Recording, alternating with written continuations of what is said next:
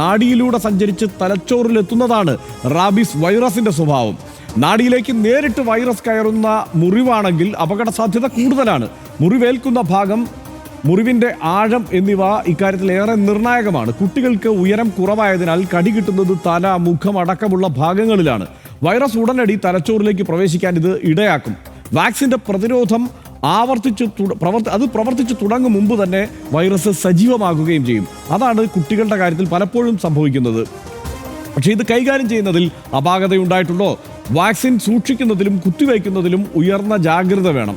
Vaccine സൂക്ഷിക്കുന്നതിൽ 2 മുതൽ 6 degree Celsius വരെ താപനില ഉറപ്പാക്കണം. ഇമ്മ്യൂണോഗ്ലോബുലിൻ മാംസഭാഗത്ത് തങ്ങി നിൽക്കുന്നത് പോലെ എടുക്കണം. കുത്തിവയ്ക്കുമ്പോൾ സൂചി ചർമ്മം കടന്ന് ആഴത്തിൽ പോയാൽ ഫലം കാണില്ല എന്നാണ് ശാസ്ത്രീയമായി ഇതേക്കുറിച്ച് പറയുന്നത്. കടിയേറ്റാൽ ചെയ്യേണ്ട കാര്യങ്ങൾ കൂടി എല്ലാവരും ശ്രദ്ധിക്കണം. കാരണം 1, 2 ഒന്നുമല്ല, 10-17 ലക്ഷം പട്ടികൾക്കിടയിലാണ് എന്നാണ് നമ്മൾ മനസ്സിലാക്കേണ്ടത്. അപ്പം കടിയേറ്റാൽ ചെയ്യേണ്ട കാര്യം, കടിയേറ്റ ഉടൻ പ്രഥമ ശുശ്രൂഷ വൈറസ് ബാധ തടയുന്നതിൽ നിർണായകമാണ്. കടിയേറ്റ ഭാഗം പൈപ്പ് തുറന്നിട്ട് 15 മിനിറ്റോളം സോപ്പ് ഉപയോഗിച്ച് കഴുകണം. പരമാവധി സോപ്പ് കട്ട ഉപയോഗിച്ച് തന്നെ മുറിവ് കഴുകാൻ ശ്രമിക്കണം. മുറിവ് നന്നായി കഴുകുന്നത് വൈറസിനെ പുറത്ത് കളയാൻ സഹായിക്കും. ശേഷം ബീറ്റാഡീൻ പോലെയുള്ള അണുനാശിനി മുറിവിലേക്ക് ഒഴിക്കണം. ഉപ്പ്, മഞ്ഞൾപ്പൊടി, പച്ചിലച്ചാറുകൾ തുടങ്ങിയവ ഒന്നും മുറിവിൽ പുരട്ടരുത്. ഇത്രയും ചെയ്തതിന് ശേഷം ചെറിയ മുറിവാണെങ്കിൽ പോലും വൈദ്യസഹായം തേടണം. മുറിവ് കെട്ടാനോ ബാൻഡേജ് ഇടാനോ പാടില്ല. തുറന്നു തന്നെ ആശുപത്രിയിൽ എത്തിക്കണം. ആശുപത്രിയിൽ എത്തിച്ച ഉടൻ ആൻറ്റി റാബീസ് ഇമ്മ്യൂണോഗ്ലോബുലിൻ കുത്തിവയ്പ്പ് എടുക്കണം. ആദ്യ 2 ആഴ്ചയിലെ സംരക്ഷണത്തിന് ഇമ്മ്യൂണോഗ്ലോബുലിൻ ഓരോ മുറിവിലും കുത്തിവയ്ക്കണം. അവസാന ഘട്ടമാണ് വാക്സിനേഷൻ. 2 ആഴ്ചയ്ക്ക് ശേഷമേ വാക്സിൻ പ്രതിരോധം നൽകൂ.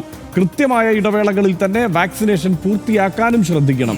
നായ, പൂച്ച, എലി, അണ്ണാൻ തുടങ്ങി ഏത് മൃഗവും മാന്തിയാലും നക്കിയാലും കടിച്ചതായി പരിഗണിക്കണം.